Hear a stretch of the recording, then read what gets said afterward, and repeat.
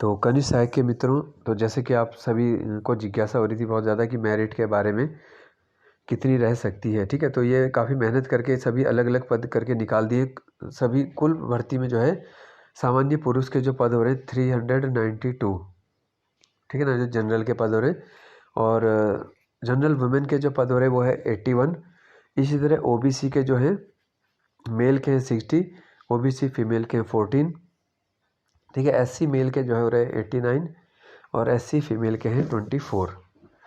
इसके बाद है एसटी मेल के हैं 18 और एसटी वुमेन के हैं इसमें केवल 2 पद, ठीक है। फिर ईडब्ल्यूएस के 48 हो रहे हैं मेल के और फीमेल के 17, है ना। तो काफ़ी देखने के बाद ये पद देखो निकाले गए जो हमारी मूल विज्ञप्ति, और आप इन सब का टोटल भी करोगे तो लगभग आपको वही मिलेगा जितना 745-46 की भर्ती पहले आई थी मूल विज्ञप्ति, ठीक है।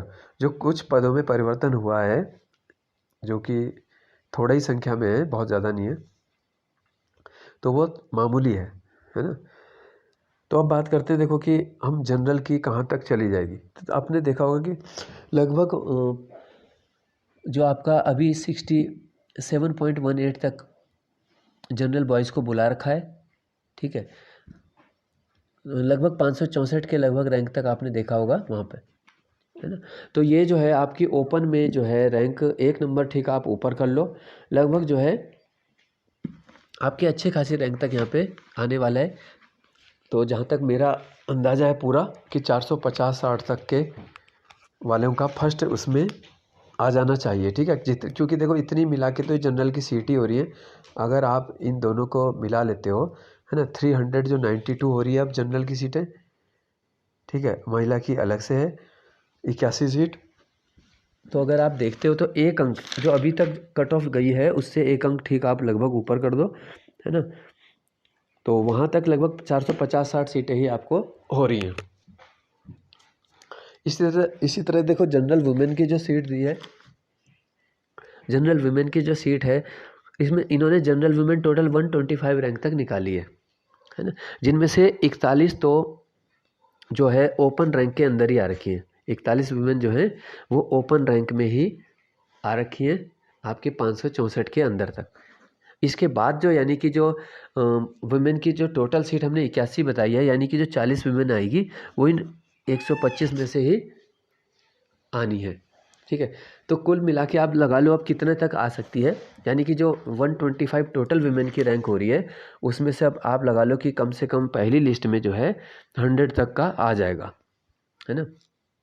बाकी देखो मैंने इसमें सीटें आपको बताई दी हैं, तो इन सीटों के आधार पर आप अपना अंदाज़ा टोटल लगा सकते हो कि कहाँ तक आपका नंबर जा रहा है ना। जिस तरह से जैसे ओबीसी का है, ओबीसी की जो 60 है, अभी 60 जो उसमें है, तो जितनी टोटल सीटें देखो उससे थोड़ा आपको ज़्यादा ही लेना है बस। बाकी का मैं देखो एग्जैक्ट नंबर नहीं बता रहा हूँ, केवल मैंने अभी जनरल का ही ये काउंट किया, इसलिए ये लिस्ट निकालने में बहुत टाइम लग गया कि कितने किसके पद हैं, है ना, बारीकी से जो है पीडीएफ को देखने के बाद। तो जनरल का जो मेरा तरफ से पूरा वो है, क्योंकि देखो जनरल का एक वो हो जाता है तो उससे आपको बाकी का भी आइडिया मिल जाता है ना।